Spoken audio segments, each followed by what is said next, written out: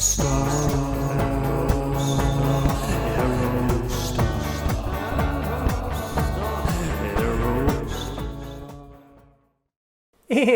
welcome back to Janky AF and Year of the Aerostar, episode number 73.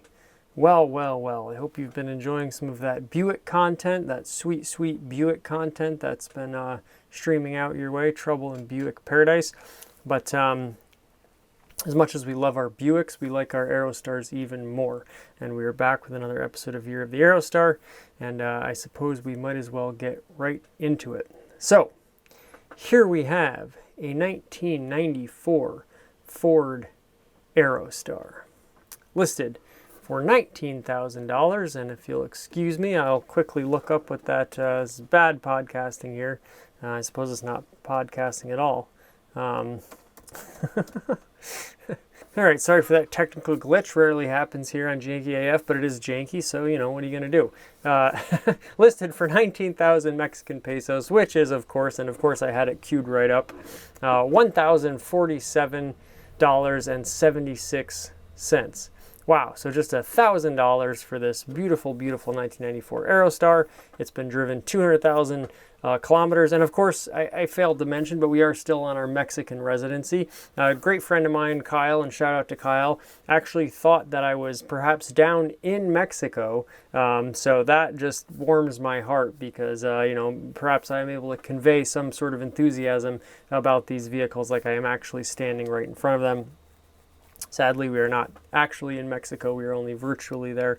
But boy, looking at this picture of this beautiful Aerostar, you can really picture yourself in that, you know, beautiful, warm sunshine on a cold northeastern day like today.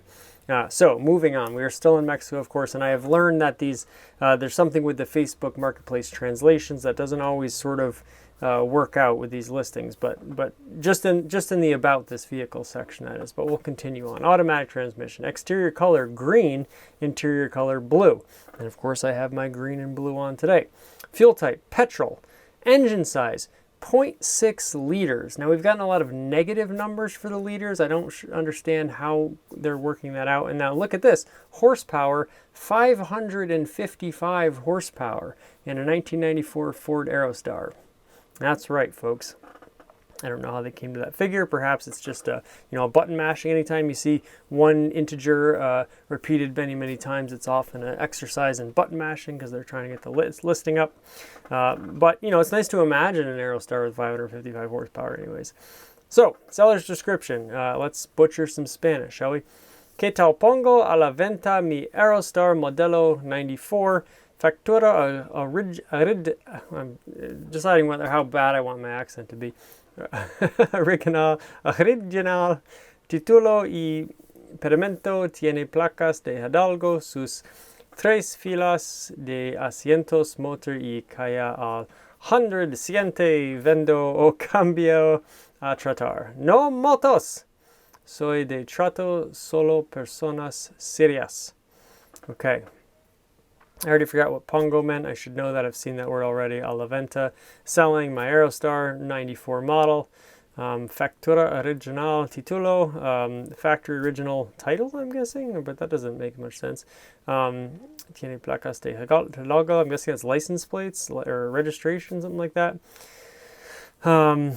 Tres filas de asientos, motor y calle 100, vendo o cambio a tratar.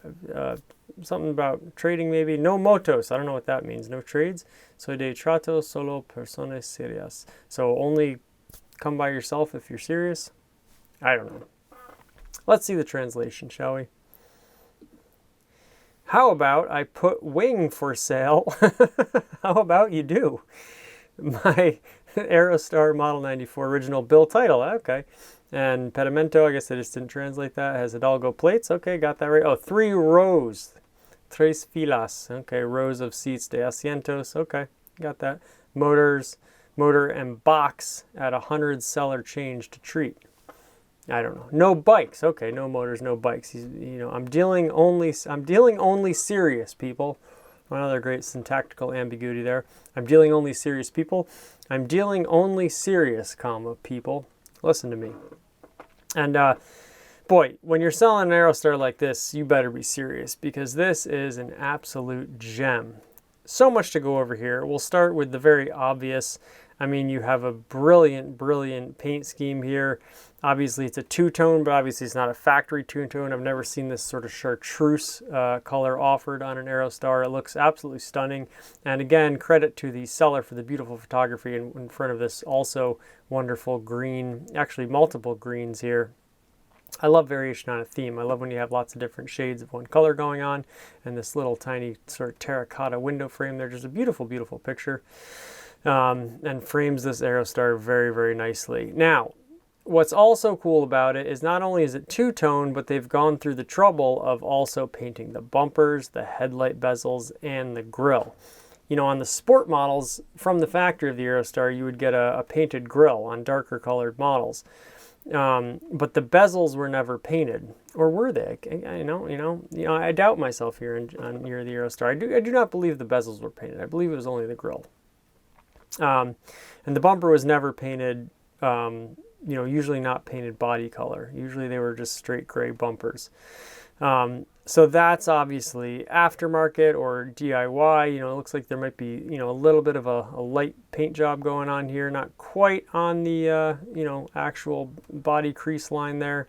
And obviously you have some nice, structural damage going on here in this corner of the bumper. But no matter. I mean, it's a beautiful, beautiful green. And I like that they didn't paint the whole van in this color, but rather did it in two-tone. Other thing that jumps out, of course, is these aftermarket wheels. I've said many times before, I'm not a huge fan of aftermarket wheels. However, I think on an Aerostar that's already been so sort of wildly modified that, you might as well just go for it. So I don't mind these wheels. They're fairly nice looking, and I like that they're, a nice alloy wheel. This paint job, I would love to see this up close. It looks like the door handles have just been, and locks and everything have just been completely blasted with paint. So, perhaps it's a 10-foot paint job, as they say. But very striking nonetheless. And I really love this color combination. You can do anything with an Aerostar. And that means in terms of driving it or how you use it, but also aesthetically. Like, I've never seen a bad color on an Aerostar, and I don't think you can say that for many vehicles. Like, the Aerostar looks good in any color. A lot of the colors that came from the factory were a little bit more conservative, like a sky blue, a dark green, sort of like a burgundy, white, obviously. There were some black factory Aerostars, but sadly not nearly enough. They do look great in black, I will say that. But then you also see them, you've seen Aerostars as taxis where they're yellow. You've seen them as police and fire vehicles where they're much more brighter red, or like a nice, blue with like a police livery on them and sirens on top. They had a DARE program. People of my age probably remember the DARE program, the anti-drug program in high school. So black with the big DARE lettering on it. They were used for so many different things, and I've never seen one that looks bad. I've seen them in bright pink in museum galleries. Brown, obviously, was a color that looks great on the Aerostar. I've just never seen a shade of color that does not look good on an Aerostar. And again, I don't think you can say that about most vehicles. Whether it's like, pastels or bright primary colors, or sort of darker, more conservative colors, or, neutral colors. I think the gold, everything looks good on an Aerostar, and certainly this like sort of lime chartreuse green I think looks very, very nice on this Aerostar, and going along with the sort of white on top that wears this really nice two-tone package. Now I would probably put some like white wheels on this. I would probably put some white steel wheels on this to complete the package. But again, I like that they painted the entire grille, and so the two-tone is just really continued solidly throughout the entire sort of line where it changes from white to green, and I think that looks really, really nice. I love, there's so many little things you can do just with these little trim accents to, change the way it looks aesthetically. You could not paint the bumpers, you could paint the bumpers, you could paint the bumper but leave the grille, paint the grille but leave the bezels, yada, yada, yada.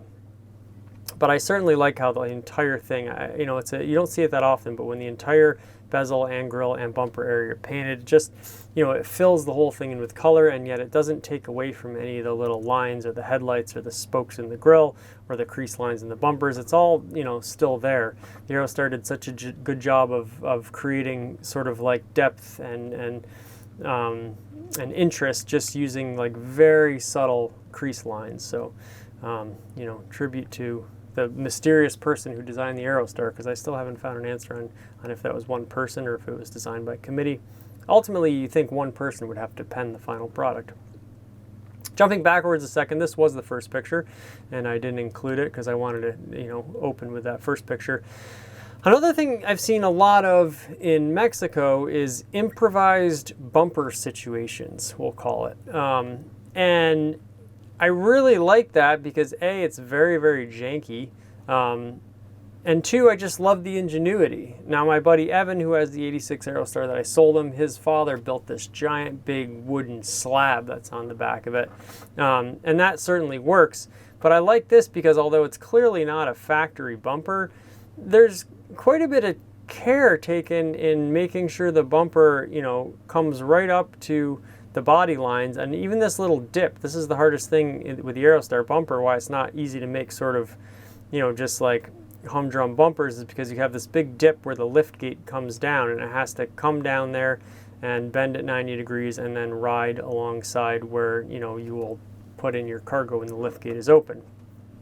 And it does have this little crack here, which is common in most Aerostar bumpers. So I'm wondering if they even actually took the original Aerostar bumper and either used it as a template or just like filled it in with something, and that would keep all your sort of hanging mechanisms in place. It's actually kind of tricky to get the rear bumper off an Aerostar. There's a bunch of captured bolts that you have to sort of dig around and find, and you're you know, wrenching them and you're not sure if they're coming out, and then all of a sudden they do come out, then putting it back on. Conversely, also you have to find those threads.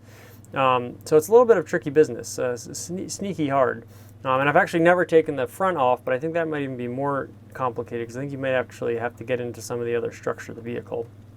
But I just love these improvised bumper situations. This one's very squared off at the bottom and totally flat at the bottom, which, you know, it just kind of goes with the whole thing. This is quite a janky Aerostar, and I really do like it. Of course, also you'll notice that, you know, they really were very liberal with the paint.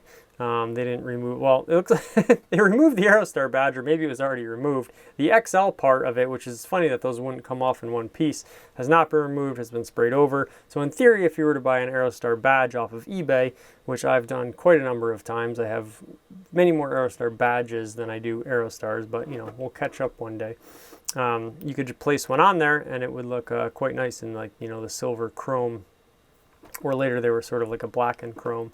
Again, it almost looks like it was painted without masking whatsoever, which I have to say, although very amateurish, the way the overspray sort of gradually fades in the white, you could almost hear the argument that it was done on purpose and it's like a fade coat, which, you know, maybe it was. Judging by the rest of the, you know, the detail or lack thereof that was taken into painting the rest of the body, I'm guessing they just kind of did it by hand and cut it off where they wanted to. But even then, it's fairly even and nice. So, you know, well done.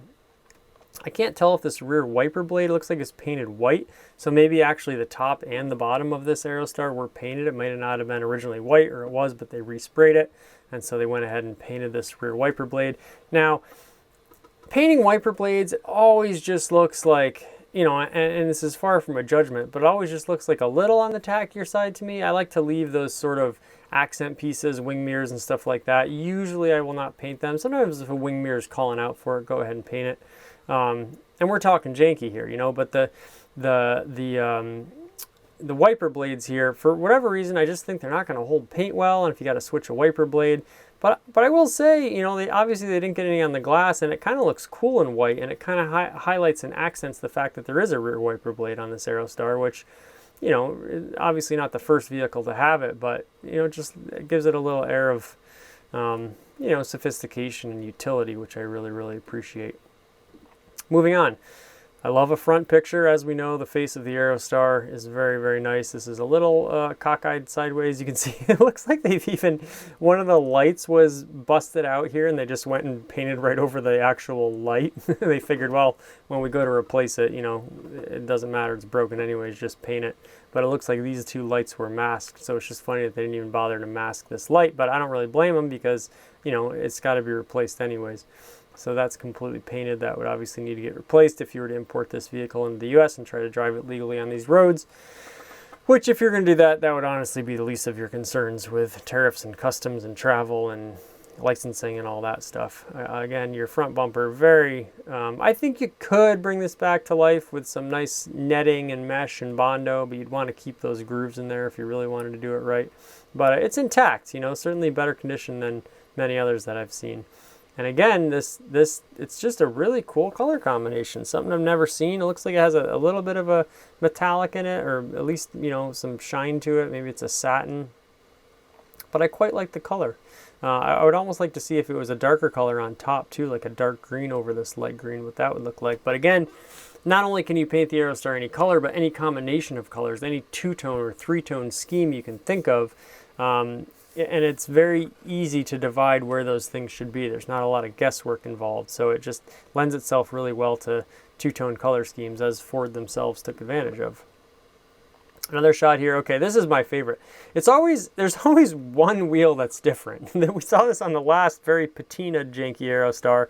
It's, for whatever reason, it's always, and I love, you know, speaking of marketplace culture, I love when someone on marketplace is selling like 3 wheels. So I guess you can see why this happens. You know, you buy 3 wheels. Most likely a tire went flat and they just replaced it with a wheel and tire that they already had. I actually really like these rims. These look like to be aftermarket too. But I much prefer this sort of more demure wheel style. You know, when you're talking about wheels, it's one of the only times I'll be opinionated on Aerostars. But I think the tires just look like nice and fat and chunky.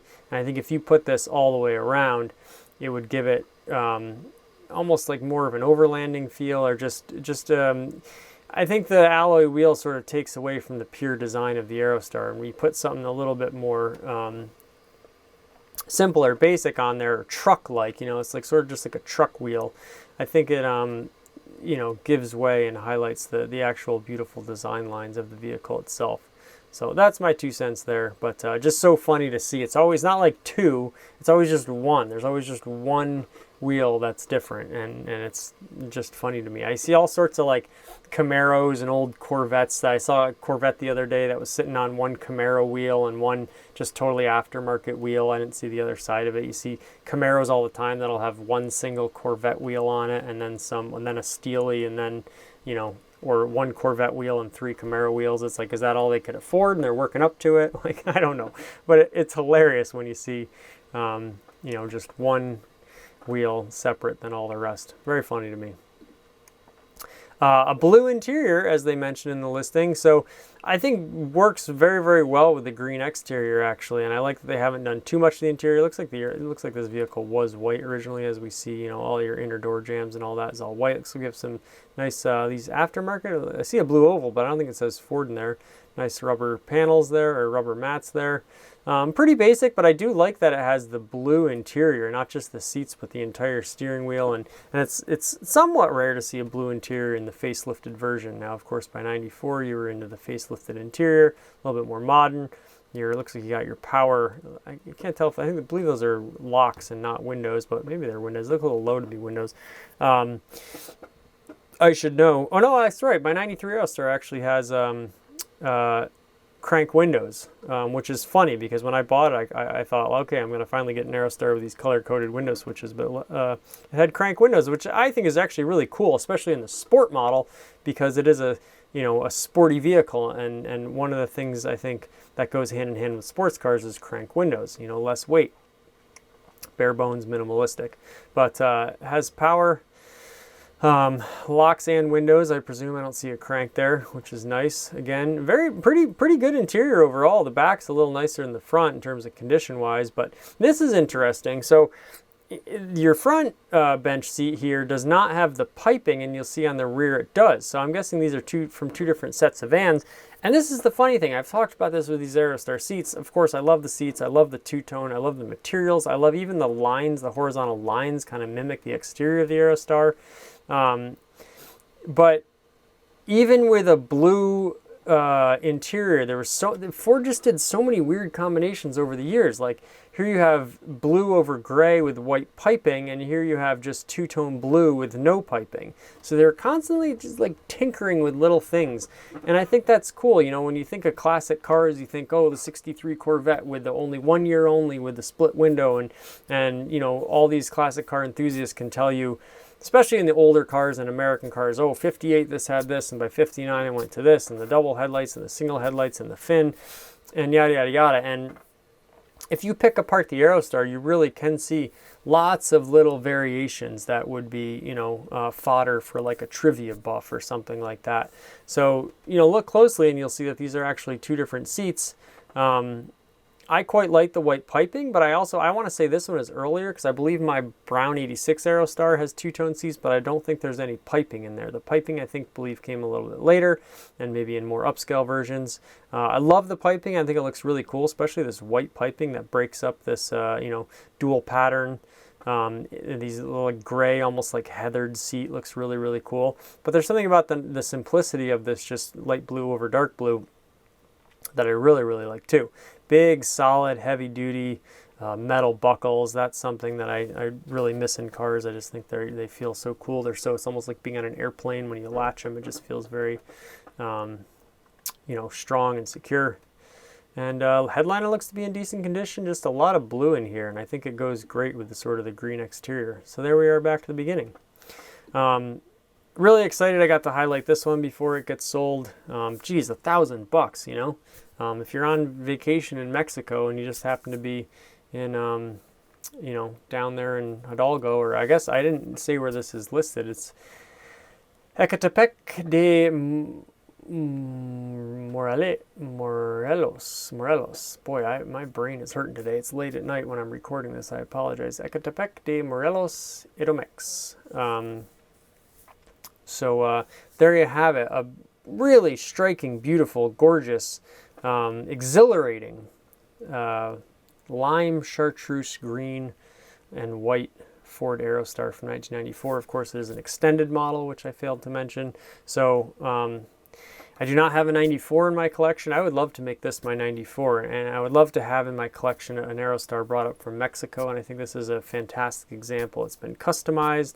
It has some different wheels. It has a unique paint job. It has this sort of aftermarket bumper situation going on, and I like that the seats are sort of, you know, potentially probably not all original to the van. You've sort of got some mix and match, but yet they at least found one that was blue. You know, I love that. It's like, it's not a red one, so it's not that striking. It's like, well, we got a blue seat. It's not the same blue seat, but like, again, it's like sort of the variation on a theme and the little janky touches that I really, really appreciate. I think adds a ton of character to the vehicle.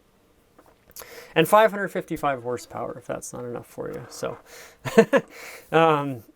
yeah, really just a gem. You know, and this could be like your everyday vehicle, your grocery getter. You could take it to car shows. You could sit on it. You could, you know, use it as a backstop to play floor hockey or, you know, street hockey or baseball or whatever. You're not too concerned about the aesthetic condition of this Aerostar because every little ding and dent and scratch is only going to add to its sort of perfect, janky, you know, continuity and makeup of totality in terms of its aesthetic. So there you have it. Thank you so much for watching this episode of Year of the Aerostar. We're so happy to have all 509 of you at time of this recording. So we've already passed 500 and we're climbing still, subscribers that is.